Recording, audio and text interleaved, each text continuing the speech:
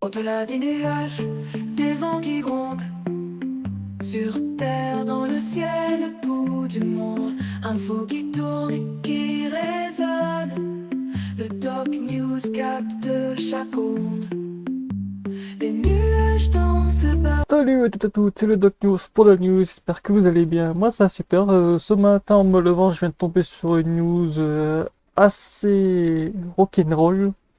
Comme vous voyez en dessous du breaking news, la peste est signalée dans une école. Et ouais, Chalon, une enveloppe positive à la peste adressée à une école supérieure de Chalon. On va analyser tout ça. La news date de hier à 20h30. Certains médias l'ont déjà posté ce matin, mais voilà. Et en fait, c'était publié hier à 17h56 et mis à jour à 20h30 cette nuit. On va analyser un peu tout ça. Là, vous voyez la tente de RNBC, en gros, risque de nucléaire, biologique, chimique. En gros, il y a plusieurs types de tentes. J'expliquerai dans une prochaine vidéo un de ces jours. Comment se composent les tentes chez les pompiers et tout, entre les tentes blanches, les tentes oranges et tout. Parce que oui, on a des fois certaines couleurs de tentes pour certains types de risques. Donc voilà, et n'hésite pas à liker, partager, abonne-toi et donner ton avis dans les commentaires. Cette enveloppe contenait de la poudre blanche en provenance de l'étranger. Le point 20h, la cellule de veille a été levée. Communiqué de presse.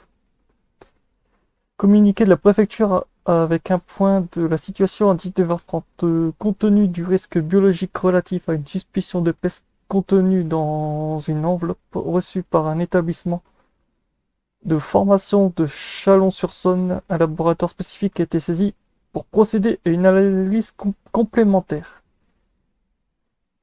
Par mesure de précaution, bien qu'aucun symptôme ne soit actuellement déclaré, les personnes exposées restent sous surveillance médicale du centre universitaire CHU de Chalon-sur-Saône sous une structure nucléaire, radiologique et biologique et chimique, d'où le nom RBNC.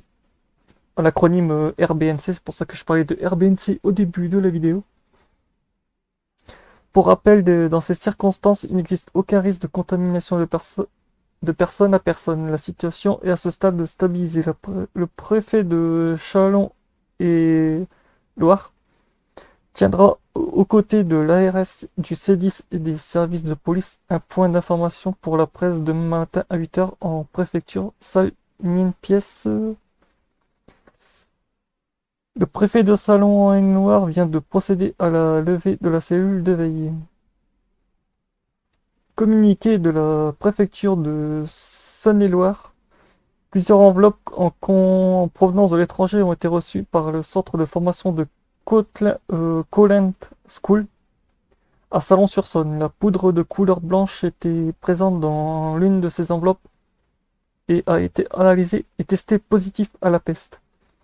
Pour le moment, aucun symptôme n'est déclaré à ce jour par les victimes potentielles. Par mesure de précaution, les victimes potentielles ont été transférées au centre hospitalier universitaire CHU de Chalon-sur-Saône dans une structure nucléaire, radiologique et biologique et chimique RNBC. Le préfet de Salon-et-Loire a activé une cellule de veille afin de mettre en place toutes les mesures conservatoires et coordonnées de l'action des différents services et de l'intervention des secours. Et c'est tout ce que j'ai sur l'article. Ah bah dis donc, ça commence bien pour ce début de matinée. Et ouais, n'hésitez pas à donner vos avis dans les commentaires, autant on va dire niveau news en ce moment. On est un peu...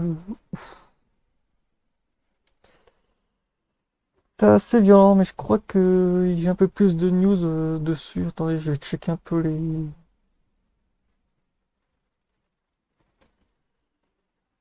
Parce que j'ai vu qu'il y avait d'autres articles dessus.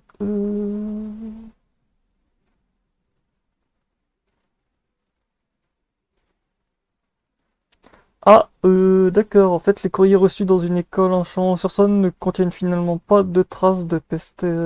Ah, d'accord. Bah, en fait,